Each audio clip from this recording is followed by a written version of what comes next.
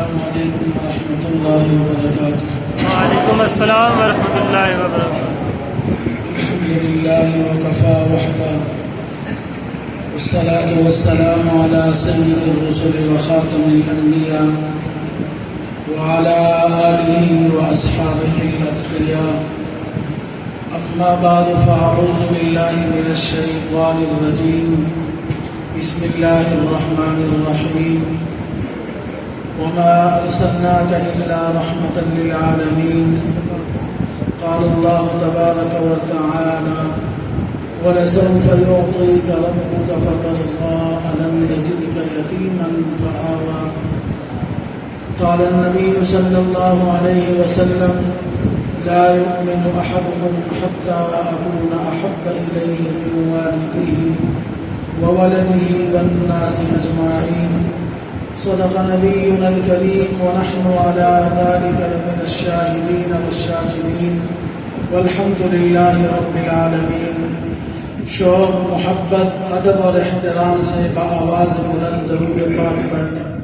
اللهم صل على سيدنا ومولانا محمد وعلى آل سيدنا ومولانا محمد وبارك وسلم وصل عليه يا رب، صل وسلم دائما ابدا على حبيبك خير الخلق كلهم، هو الحبيب الذي ترجى شفاعته لكل هول من الأهوال مقتحم۔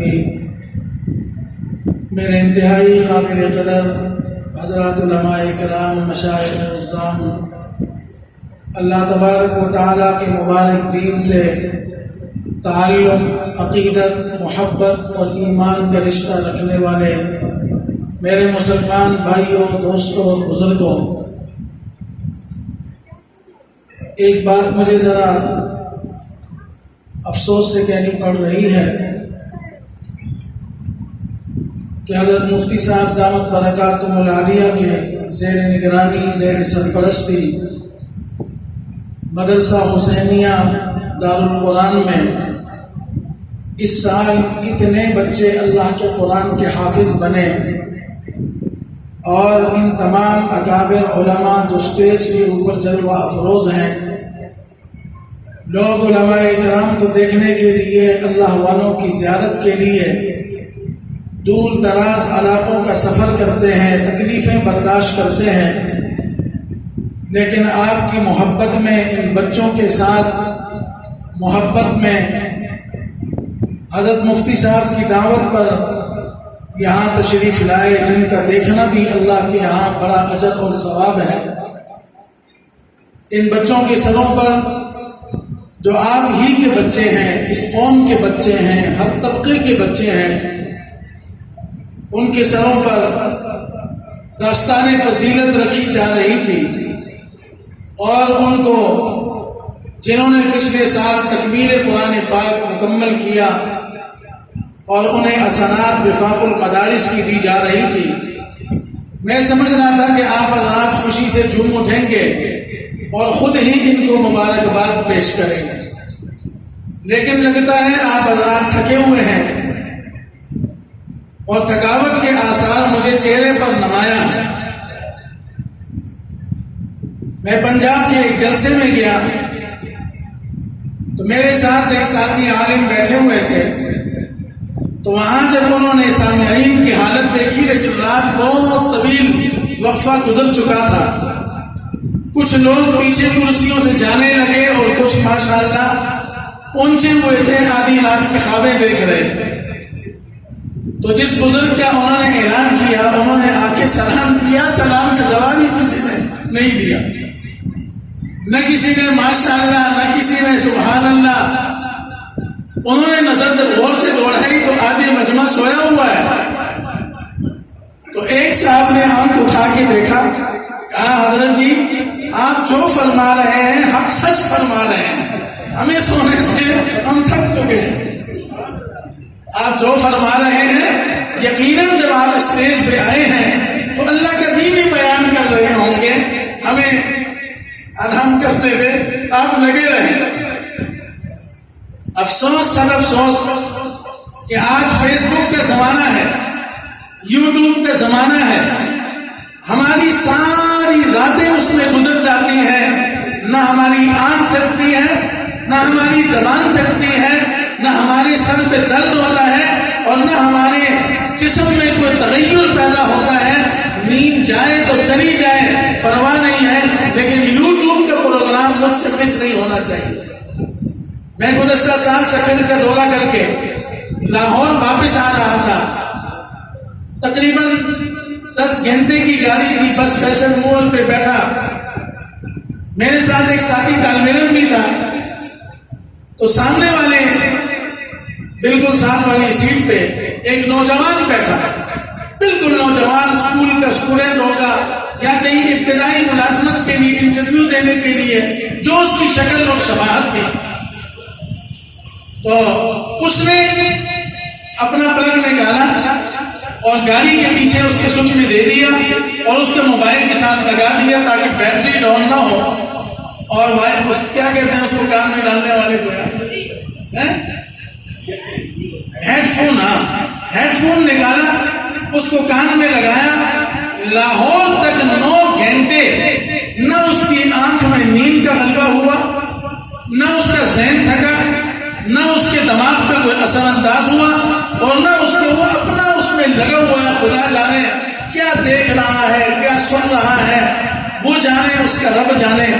لیکن اگر یہاں ہم آپ حضرات کو دعوت اس مبارک تقریب میں دیتے ہیں، اور یہ آپ ہی کی محبت کا نتیجہ اور اس کا صلہ ہے کہ الحمدللہ آپ کے اس قوم کے بچے ہر طبقے سے تعلق رکھنے والے، ہر خاندان سے، ہر گھرانے سے، ہر علاقے سے تعلق رکھنے والے بچے اللہ کے قرآن کے حافظ بنے. اور آپ کی زبان سے ان کے لیے مبارکباد کا لفظ نہیں نکلا.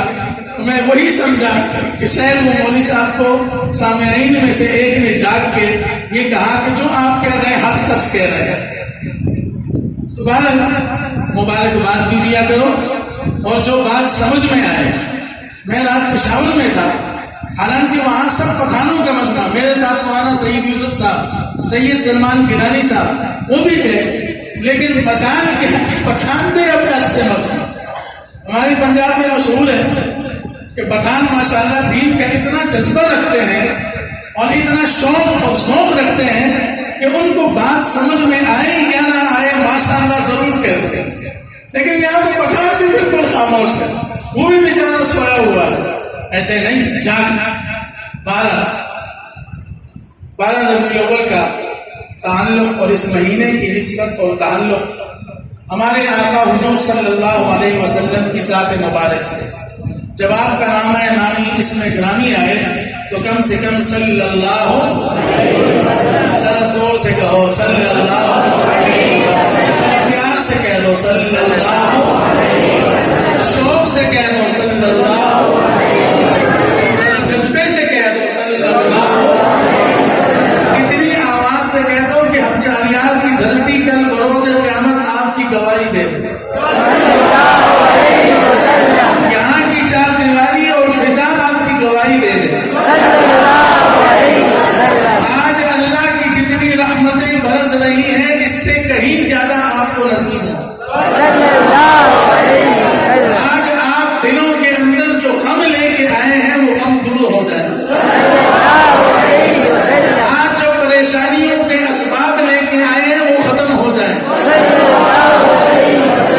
رزق کی قلت ہو اللہ اس کو پورا فرما دے. کسی جوان کو شادی کی ضرورت ہو اللہ وہ ضرورت پوری کر دے. کسی کے یہاں بچے نہ ہو اللہ رحمت کی اولاد دے دے. خاتمہ ایمان پہ اپنے وقت پہ نصیب ہو جائے. روز قیامت رسول اللہ کی شفاعت نصیب ہو جائے.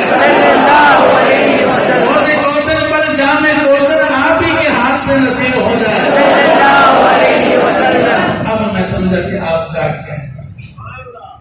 تو بہرحال ہمارے حضرت جی نور اللہ وقت میں مختصر عرض کروں گا. ایک 2 صحابہ کرام کے واقعات میرے ذہن میں ہیں اور 2 اپنے بزرگوں کے اکابر علماء دیوبند کے واقعات تو بڑے ہیں، بیان کرنے لگ جائیں تو 2-2.5 گھنٹے نکل جائیں گے. لیکن میں آپ کا بھی اور اپنا بھی وقت جو ہے وہ اس کو محدود کرتے ہوئے انشاءاللہ 15 سے 20 منٹ میں بات سمیٹ حضرت جابر رضی اللہ تعالیٰ عنہ مشہور صحابی، میری بات کو ذرا توجہ میری طرف دیکھ، کوئی آئے گا کوئی جائے گا اس کی طرف نہیں، میری طرف توجہ کرو گے تو بات دل میں اتر جائے گی۔ حضرت جابر رضی اللہ تعالیٰ عنہ مشہور صحابی، حضور صلی اللہ علیہ وسلم کے بڑے وفادار، بڑے جانثار ہیں۔ ویسے تو ہر صحابی حضور کا جانثار اور وفادار ہے، اور حضور صلی اللہ علیہ وسلم اور آپ کی دین پر اپنا جان تن من دن قربان کیا، لیکن اس صحابی رضی اللہ تعالیٰ عنہ کا ایک واقعہ جو ذہن میں آ رہا ہے کہ ایک دن یہ اپنے گھر رات کو مغرب کے وقت کام کاج کر کے، مزدوری دیاری کھیتی باڑی سے فارغ ہو کے، تھک ہار ٹوٹ کے اپنے گھر تشریف لائے، مغرب کی نماز ادا کی، بیوی نے کھانا دیا، کھانا کھا لیا، اپنے ورد اذکار میں مشغول رہے، عشاء کی آذان ہوئی، نماز پڑھی، تھکاوٹ بہت زیادہ، آنکھوں میں نیند کا غلبہ، جی چاہ رہا ہے کہ بس نماز ہو جائے اور میں نماز سے فارغ ہو جاؤں اور جا کر بستر پر آرام سے تہجد کی نماز کے انتظار میں سو جاؤں۔ صحابہ کرام سارے کے سارے تہجد گزار، صحابہ کرام سارے کے سارے اللہ کے ذاکر، صحابہ کرام سارے کے سارے اللہ کے لاڈلے اور محبوب تھے، حضور کے طریقوں کے اوپر اپنی جانیں نچھاور کرنے والے تھے۔ تو عشاء کی نماز پڑھ کے آگے بستر پر لیٹ گئے، آنکھوں میں نیند ہے، جسم کی سارا دن کام کاج کر کے ٹوٹ ہار چکا ہے۔ انسان کو جب تھکاوٹ ہوتی ہے، سفر سے واپس آیا، دفتر سے واپس آیا، ملازمت کر کے واپس آیا، کھیتی باڑی مزدوری کر کے دیاری لگا کے واپس آیا، تو جب وہ بسترے پہ چڑھتا ہے تو اس کو دائیں بائیں میں کچھ نظر نہیں آیا تھا ماں سوا نیند کے۔ تو یہ نیند کے لیے بستر پر آرام فرما ہوئے تو ساری آدھی رات گزر گئی، آنکھوں میں نیند بھی ہے، غلبہ بھی ہے، تھکاوٹ بھی ہے، لیکن بے چینی سے نیند نہیں آ رہی۔ کبھی کبھی انسان ہو جاتا ہے، نیند آتی ہے، بدن میں تھکاوٹ بھی ہوتی ہے، جی بھی چاہتا ہے کہ آرام کر لو، لیکن اس کے باوجود بھی اس کو بے چینی کی وجہ سے نیند نہیں آتی۔ بڑی دیر انہوں نے کوشش کی، کھڑے ہوئے، پانی پیا، پھر لیٹے، پھر بیٹھے، کلمت بدلی، لیکن نیند نہ آئی۔ یہ اٹھے، دروازہ کھولا، آخری حصہ ہے رات کا، باہر دیکھا تو 14ویں کا چاند چمک رہا۔ سبحان اللہ، سبحان اللہ، میں نے وہی پہلے ہی کہہ دیا تھا۔ سبحان اللہ۔ مولوی صاحب آپ جو کہنا چاہتے ہیں ہم سچ کہہ رہے ہیں، کہہ دو اور بھائی سبحان اللہ کہہ دو۔ سبحان اللہ۔ فائدہ ہے، میرا ہوگا یا نہیں، آپ کا ضرور ہوگا انشاءاللہ۔ تو سبحان اللہ، یہ اللہ کی پاک تعریف ہے، اس کہا کرو۔ تو باہر نکلے، 14ویں کا چاند، جب اسلامی تاریخوں کی 14ویں رات ہو تو چاند کامل اور مکمل ہوتا ہے اور پوری دھرتی کو اپنی روشنی سے منور کر دیتا ہے۔ فرماتے ہیں میں نے کنڈی کھولی، باہر نکلا صحن میں، دیکھا تو مدینہ کے اوپر، آسمان کے اوپر، آسمان کے نیچے، زمین کے اوپر، فضاؤں میں چاند پورے مدینے کو، پوری دھرتی کو روشن کیے ہوئے۔ سبحان اللہ۔ کون سے مدینے کو؟ مدینہ منورہ۔ میرے آقا کے گھر اقدس والے مدینے میں۔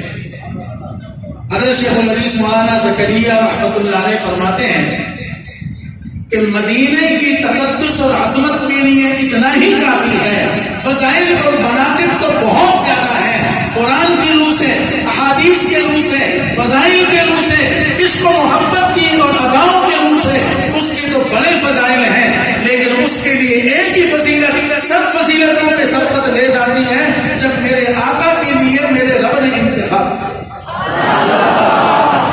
جب میرے آقا کے لیے میرے رب نے انتخاب کیا۔ آقا نے ہجرت کی صبح کیا دعا فرمائی، پہاڑی پہ چڑھ کے، سامنے مکہ ہے، یا اللہ یہ میری یوم ولادت ہے، میری یوم پیدائش ہے، انبیاء کا مسکن ہے، اللہ آپ کا گھر مبارک ہے، دنیا کے جس روئے زمین کا انتخاب اللہ کے گھر کی آبادی کے لیے ہوا، اللہ وہ مکہ ہے، وہ بیت اللہ ہے، اللہ آپ کے حکم سے میں ہجرت تو کر رہا ہوں، جو مجھے مکے سے پیار اور محبت ہے آپ میرے لیے بھی اس شہر کا انتخاب